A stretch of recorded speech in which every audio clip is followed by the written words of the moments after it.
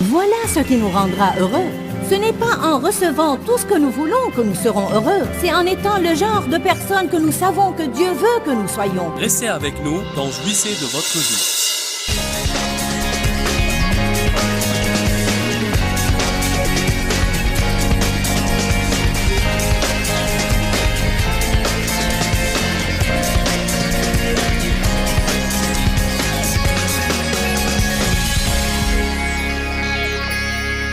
Je commence une série intitulée « J'étais toujours sur mon esprit » et c'est le titre du premier enseignement. Cette série est sur comment surmonter l'égoïsme. Nous allons commencer par deux écritures de base.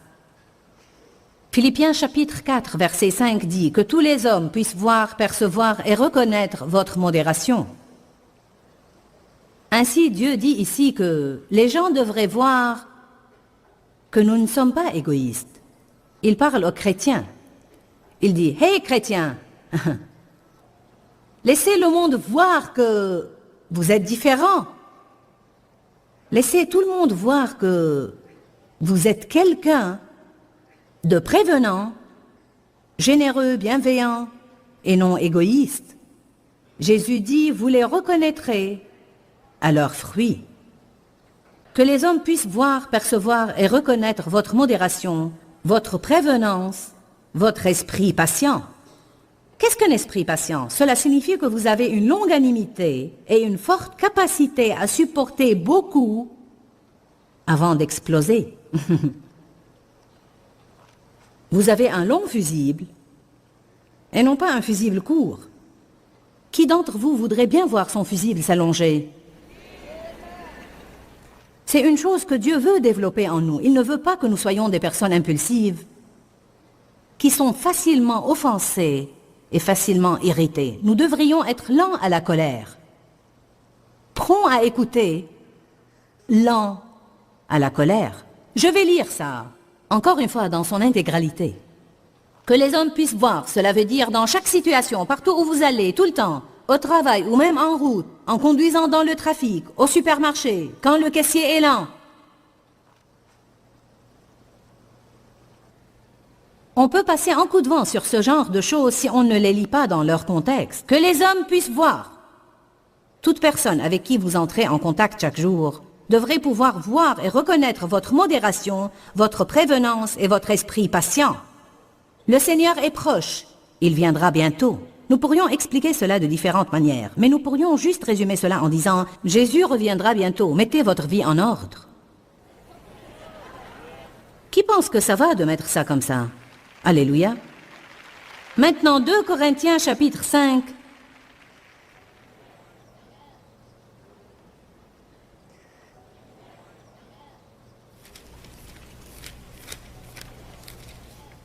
Verset 15.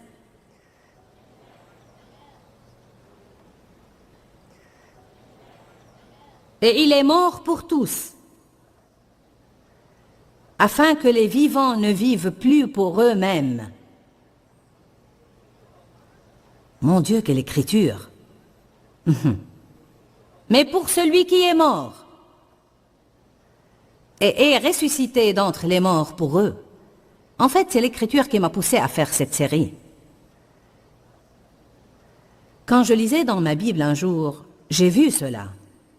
Il dit, il est mort afin que... Une des raisons pour lesquelles Jésus est mort, oui, il est mort pour que nous allions au ciel, mais ce n'est pas la seule raison. Il est également mort afin que nous jouissions du voyage et que nous puissions prendre quelqu'un d'autre avec nous. Il est mort afin que les vivants ne vivent plus seulement pour eux-mêmes et centrés sur eux-mêmes. Ainsi, Jésus est mort pour que je puisse être libéré de mon égoïsme. Vous savez pourquoi? Parce qu'être égoïste et égocentrique est la pire prison dans laquelle vous pourriez vivre. Il n'y a rien de pire que quand vous êtes le centre de votre vie ou quand je suis le centre de ma vie. Il n'y a rien de pire que ça, quand tout ce que vous avez, c'est vous. Oui. Je vais redire cela plusieurs fois durant cette conférence. Et c'est que Dieu ne nous a pas appelés à vivre pour nous-mêmes, il nous a appelés à atteindre les autres. C'est le problème que nous avons aujourd'hui dans l'Église. Il y a même des églises qui sont souvent plus préoccupées par leur propre croissance que par atteindre les autres. Si nous nous occupions plus des besoins des personnes dans notre voisinage et communauté, l'Église se développerait. Je ne dis pas ça pour insulter qui que ce soit, mais je ne pense pas qu'il est question de programme. Les gens veulent que leurs besoins soient satisfaits. Ils veulent être touchés, ils veulent sentir que quelqu'un les aime, ils veulent sentir que quelqu'un s'intéresse à eux, ils veulent être encouragés. Jésus dit, « Je suis mort afin que vous ne viviez plus pour vous-même, centrés sur vous-même. Je suis mort afin que vous ne soyez plus une fois et pour toutes le centre de votre univers et que vous puissiez vous intéresser à quelqu'un plus que vous ne vous intéressez à vous-même. » C'est la liberté. Je crois que la vraie liberté,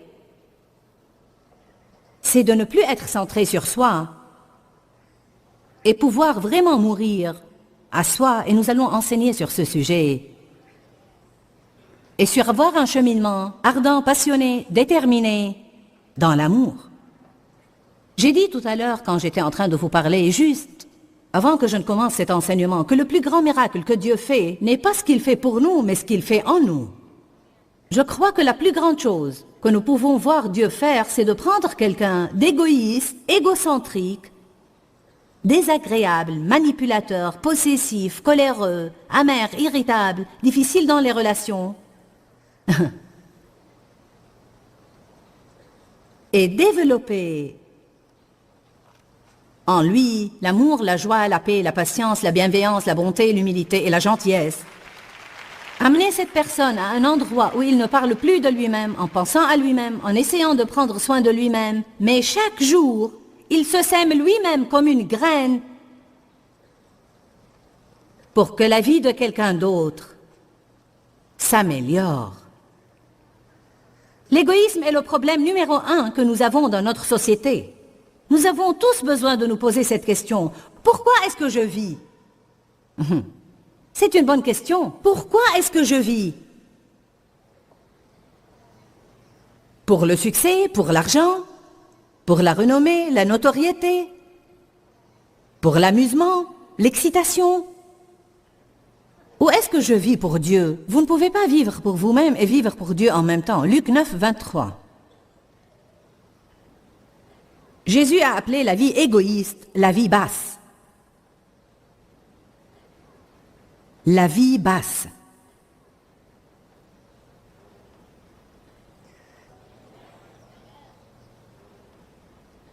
Luc chapitre 9, 23. Et il, c'est-à-dire Jésus, disait à tous, « Si quelqu'un veut venir à ma suite,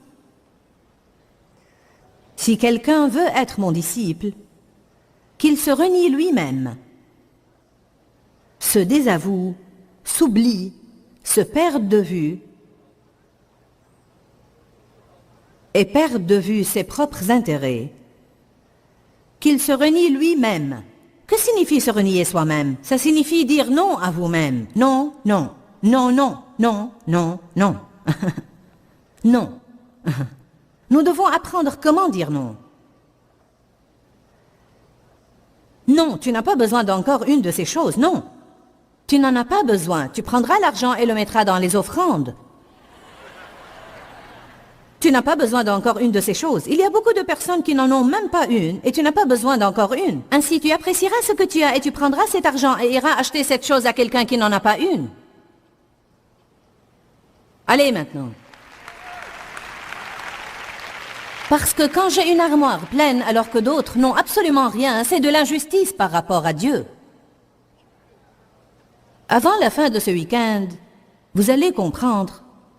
Et je crois que nous allons voir très rapidement ce qui est erroné dans le monde aujourd'hui, et même beaucoup de fois ce qui est erroné dans l'Église. Nous sommes l'Église, ainsi je ne parle pas d'un bâtiment quelque part ou d'une dénomination particulière, je parle de chacun d'entre nous. Chacun d'entre nous est l'Église.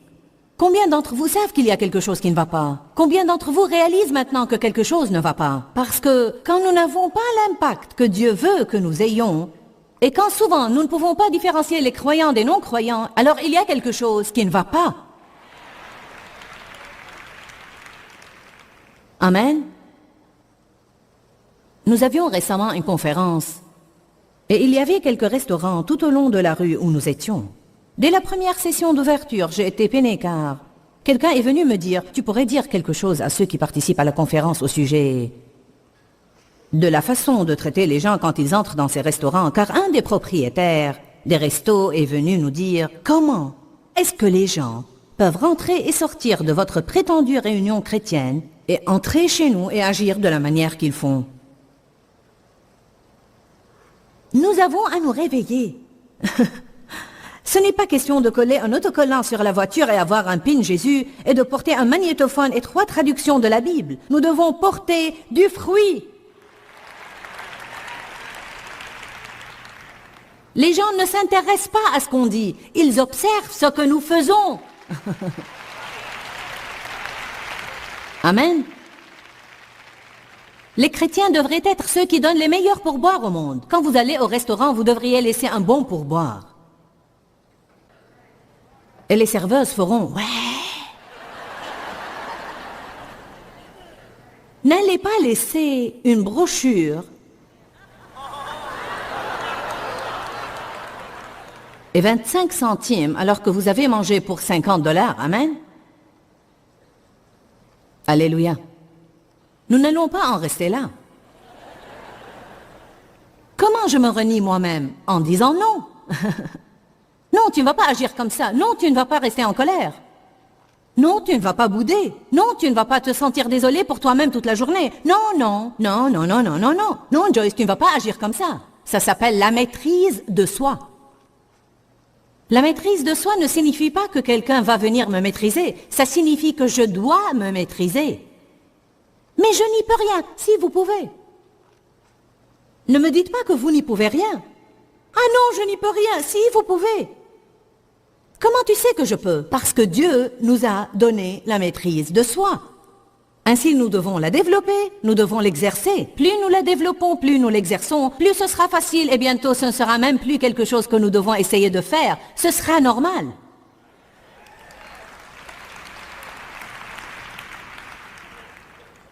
Voilà ce qui nous rendra heureux. Ce n'est pas en recevant tout ce que nous voulons que nous serons heureux. C'est en étant le genre de personne que nous savons que Dieu veut que nous soyons. Nous avons l'Esprit de Dieu en nous et nous nous sentons coupables quand nous agissons mal. Et cette conviction est en nous comme un poids sur notre esprit. Et beaucoup de gens disent « Je ne sais pas pourquoi je me sens aussi déprimé. » Eh bien, regardez comment vous agissez. Regardez comment vous parlez aux gens. Regardez comment vous traitez les autres. Qu'est-ce que vous faites pour quelqu'un d'autre? Je suis déprimé. Pourquoi? Car tu t'assieds et tu penses à toi toute la journée. Oh oh, je suis déjà en eau profonde et il est tôt.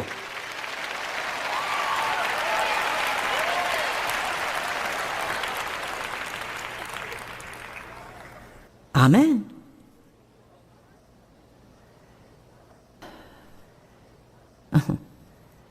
Qu'il se charge de sa croix et me suive. La croix n'est pas la maladie et le désastre. C'est vivre une vie désintéressée. C'est la chose la plus dure que vous puissiez faire. Qu'il se conforme à mon exemple pour vivre et si besoin est pour mourir. Car celui qui veut en effet sauver sa vie, la perdra et la détruira. Mais celui qui perdra sa vie à cause de moi, la préservera et la sauvera. En d'autres termes, si vous essayez de sauver votre vie, vous la perdrez. Si vous êtes prêt à la donner, Dieu vous la donnera de nouveau. Cela veut dire, si vous essayez de vous rendre heureux avec toutes les extravagances et en prenant soin de vous-même, vous ne serez jamais heureux. Mais si vous vivez pour rendre quelqu'un d'autre heureux, alors Dieu vous rendra heureux. Et voilà exactement ce dont il s'agit. Je dois vous dire cela encore une fois. Si vous essayez de vous rendre heureux en obtenant tout ce que vous voulez, en poussant tout le monde à faire tout ce que vous voulez ou comme vous voulez, moi, vous ne serez jamais heureux. Et je ne serai jamais heureuse si je fais ça. Mais si vous vivez pour rendre quelqu'un d'autre heureux, Dieu prendra cela comme une graine que vous semez et il apportera une moisson de bonheur dans votre vie. Amen. En ce qui me concerne, c'est l'une des plus grandes choses que je pourrais essayer d'enseigner à qui que ce soit. Et je dois l'entendre aussi. Pourquoi ?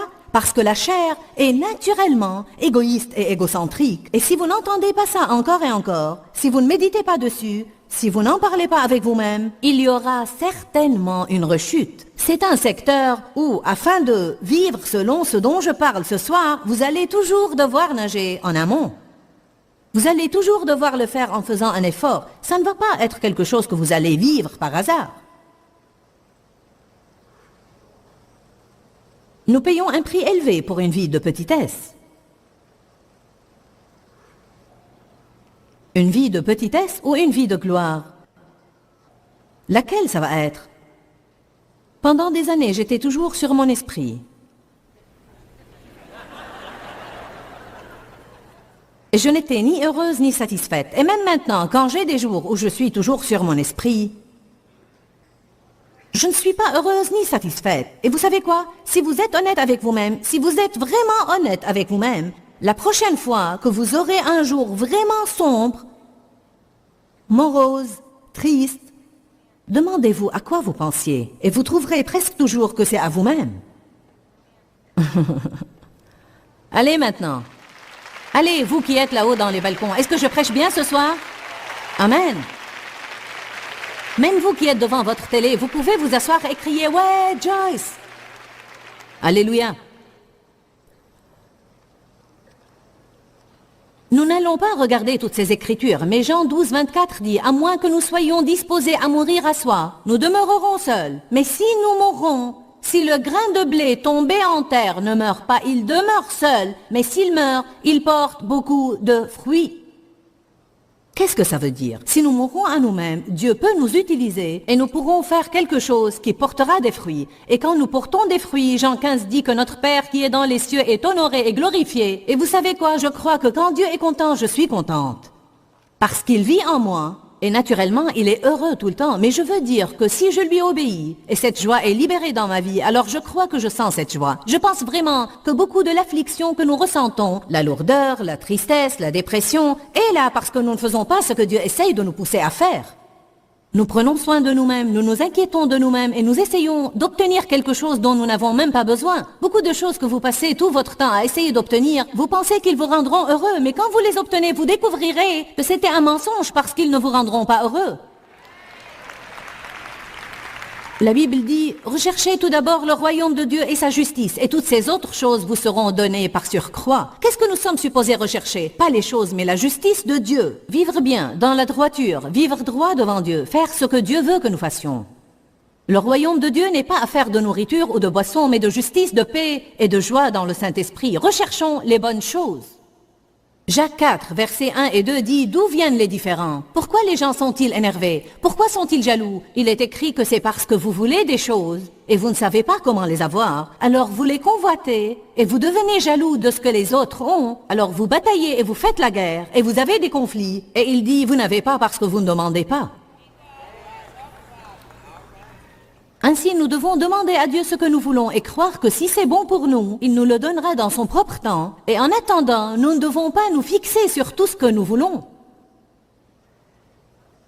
Allez maintenant. Nous devons juste mentionner nos demandes à Dieu et la plupart de nos prières devraient être pour que Dieu nous change. Nos prières n'ont pas besoin d'être au sujet des choses que nous voulons et notre percée. Elles devraient être « Seigneur, change-moi. Change-moi, Seigneur, change-moi. » Si vous étudiez comment Paul a prié pour l'Église, cela peut très rapidement vous rendre honteux de votre vie de prière. Du moins, c'est l'effet que cela a eu sur moi.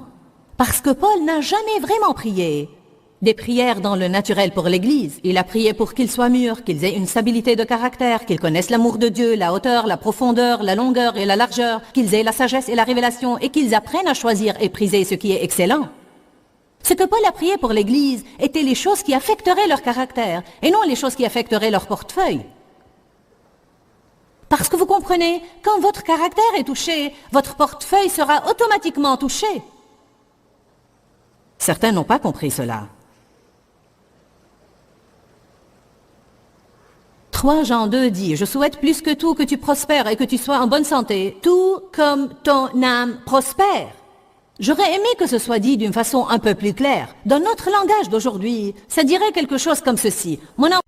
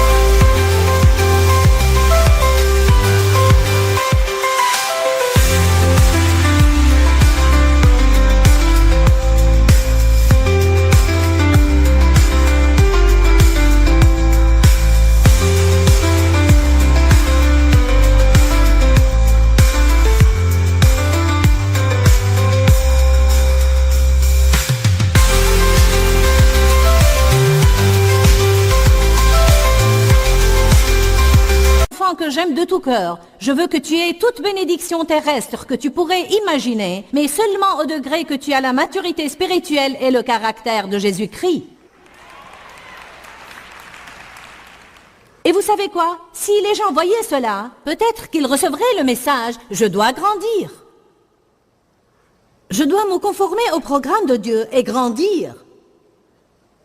Nous n'avons pas à convaincre Dieu de nous bénir. Nous n'avons pas à prier 5 heures par jour pour que Dieu nous bénisse. Il veut le faire. Mais ce qu'il veut, premièrement, n'est pas que nous ayons quelque chose, mais que nous soyons quelque chose. Il veut que nous soyons comme Christ. Il veut que nous marchions dans le fruit de l'esprit. Il veut que nous soyons désintéressés et que nous nous intéressions vraiment l'un à l'autre. Et je veux vous dire que ce qui ne va pas dans notre société aujourd'hui est l'égoïsme.